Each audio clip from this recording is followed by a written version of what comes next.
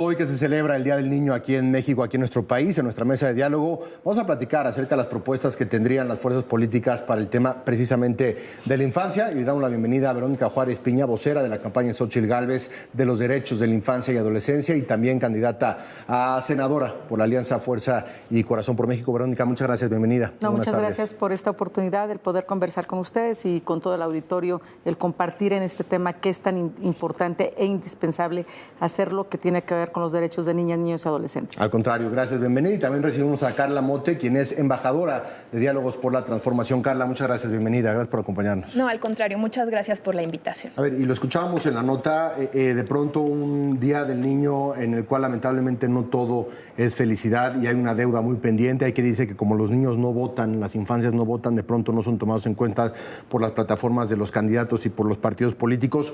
¿Cómo garantizar? Veíamos a los tres candidatos a la presidencia de la República firmar un pacto por la infancia. ¿Cómo garantizar que este tipo de pactos se puedan llevar a cabo y garantizar al sector más vulnerable, que son los niños, una infancia digna? Carla, comenzamos contigo.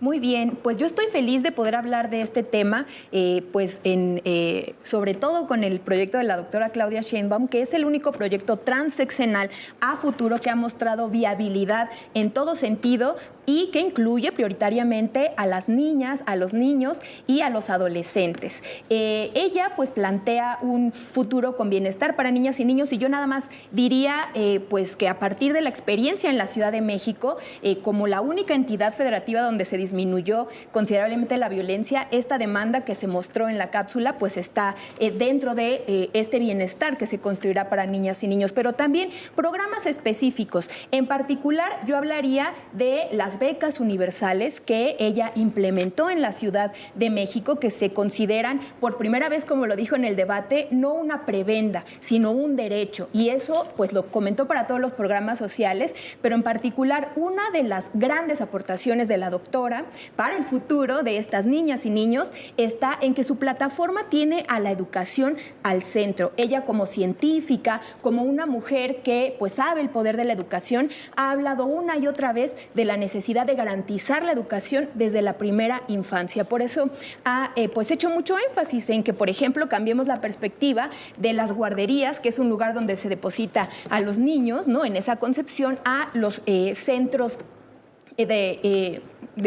para las infancias, no guarderías, sino centros de educación inicial. Y bueno, también están otras cuestiones como el Sistema Nacional de Cuidados, que por cierto en la Ciudad de México durante su administración se consolidó constitucionalmente. Y bueno, también otra cosa es que ha planteado el aumento gradual de las escuelas en sus horarios para que puedan recibir educación física, educación artística. Es decir, hay un programa muy amplio que va en todas las áreas, pero yo enfatizaría que el de la salud para la doctora Claudia Sheinbaum es prioritario. Verónica, ¿en qué se diferencia el proyecto, la plataforma de Xóchitl Gálvez? Dice Carla que es el proyecto integral y un proyecto que se diferencia.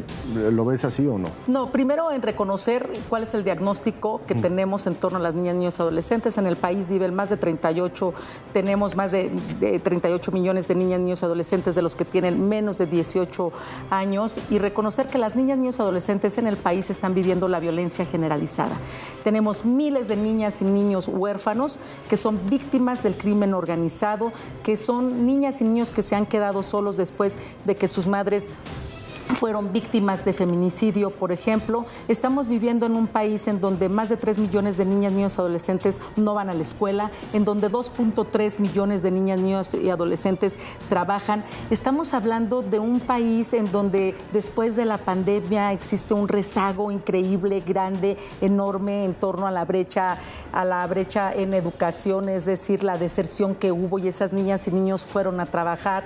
Nos encontramos con millones de niñas y niños que no han recibido su vacuna porque este gobierno decidió quitar ese programa que era exitoso y que, por ejemplo, la ciudad es ejemplo de que regresó el sarampión después de 40 años a la ciudad por esa falta de que las niñas y niños no han sido vacunados. Este gobierno quitó las escuelas de tiempo completo, que en muchos significaban el único espacio en donde las niñas y niños recibían un alimento, por ejemplo.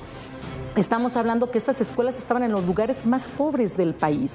Y estamos hablando también de que este gobierno quitó las estancias infantiles y aún más, del anexo 18, que es donde se discuten los dineros que se destinan a los distintos programas que tienen que ver con el ejercicio de la niñez y la adolescencia, de sus derechos, nada más y nada menos que van más de 50,000 millones de pesos que han sido reducidos. ¿Por qué? Porque este gobierno ha tenido una visión que solamente haciendo entrega de recursos se les puede garantizar los derechos.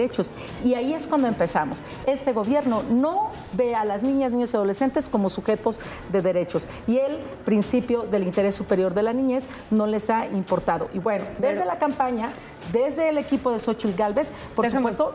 Perdón que te interrumpa, déjame preguntarte algo. Estamos hablando justamente de 3 puntos importantes. Estamos hablando de la educación, y por supuesto de la seguridad, que esto, pues si no hay seguridad, se están violando los derechos tanto de las niñas, de los niños y de los adolescentes, porque no pueden salir a la calle, no pueden salir al parque a jugar y a vivir realmente una vida plena.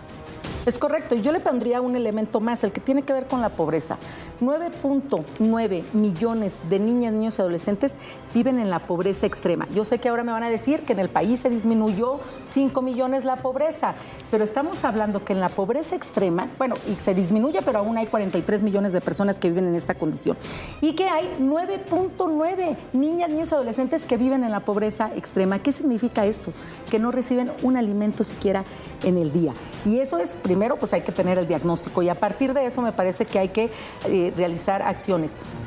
Estas deben de ser de manera integral. Hay que garantizar todos los derechos a las niñas, niños y adolescentes. En el país apenas se les reconoce al 16% de este grupo poblacional, en donde, por cierto, quienes más salen perdiendo son las niñas y niños que viven en comunidades indígenas o las niñas, niños afrodescendientes o también las niñas o niños que viven con alguna discapacidad. Las niñas y niños que este gobierno ha pensado que solamente con la transmisión de algunos recursos se les pueden garantizar todos sus recursos. Y yo te puedo decir que eso no ocurre. Y lo que vamos a hacer desde que Xóchitl Gálvez sea presidente es precisamente, vamos a crear un plan integral que tenga que ver precisamente desde la primera infancia. Ahí tenemos que atender. Y por eso firmamos el pacto con la primera infancia.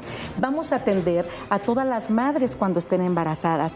Vamos después de esto a garantizar todo lo que tiene que ver con la leche materna, vamos a garantizar que existan los tamices, vamos a garantizar un sistema de que tengan seguridad social, que tengan acceso a la salud, que eso es primordial. Vamos también a hacer una inversión importante en todo lo que tiene que ver en las escuelas. Vamos a arreglarlas, a que tengan baños dignos, a que tengan puertas, a que tengan agua potable, que es un derecho que tenemos y miles de las escuelas en el país no cuentan con agua potable. Bueno, ya no te digo aquí en la Ciudad de México en qué condiciones se encuentran. Entonces es necesario un plan integral que garantice todos los derechos de niñas, niños y adolescentes. En el proyecto de la doctora Claudia Sheinbaum hay una transversalidad de los derechos de las niñas y de los niños, porque su desarrollo tiene que ver con salud, con reducción de la pobreza, que es algo que únicamente ha logrado la Cuarta Transformación. También tiene que ver con el medio ambiente. Una cosa que les preocupa muchísimo a las niñas, niños, adolescentes, tiene que ver con la viabilidad de un medio ambiente sano, y esa es una de las mayores experiencias de la doctora Claudia Sheinbaum, quien como científica ha colaborado en diferentes grupos para el medio ambiente. Entonces, yo quisiera decir que un programa integral para niños y niños únicamente está en el proyecto, que ha mostrado viabilidad en números, como se puede leer en los documentos que ha presentado la doctora Claudia Sheinbaum. Y yo quisiera detenerme en algunos puntos que comenta la candidata. Por ejemplo, en el tema de seguridad, toda la audiencia puede revisar los datos. La Ciudad de México, con el gobierno de la doctora Claudia Sheinbaum, logró reducir la violencia, y pues esto es un ejemplo para todo el país. Esa estrategia se va a llevar a todo el país y evidentemente pues mejorará la vida de las niñas y los niños. En la Ciudad de México no se quitaron las escuelas de tiempo completo. Esa fue una decisión de la doctora Claudia Sheinbaum, y en su plataforma está el aumento paulatino para que pues tengan actividades, digamos, extras en las escuelas públicas. Además, sobre el tema de las estancias infantiles, eso es muy importante porque la doctora lo ha dicho muy explícitamente. Ella habla de revertir el modelo privatizador, terciarizado, que desafortunadamente dejó saldos muy terribles para nuestro país, y pues ella ha puesto el énfasis en esta educación para la primera infancia. Además, una cuestión muy importante, la doctora Claudia Sheinbaum en la Ciudad de México implementó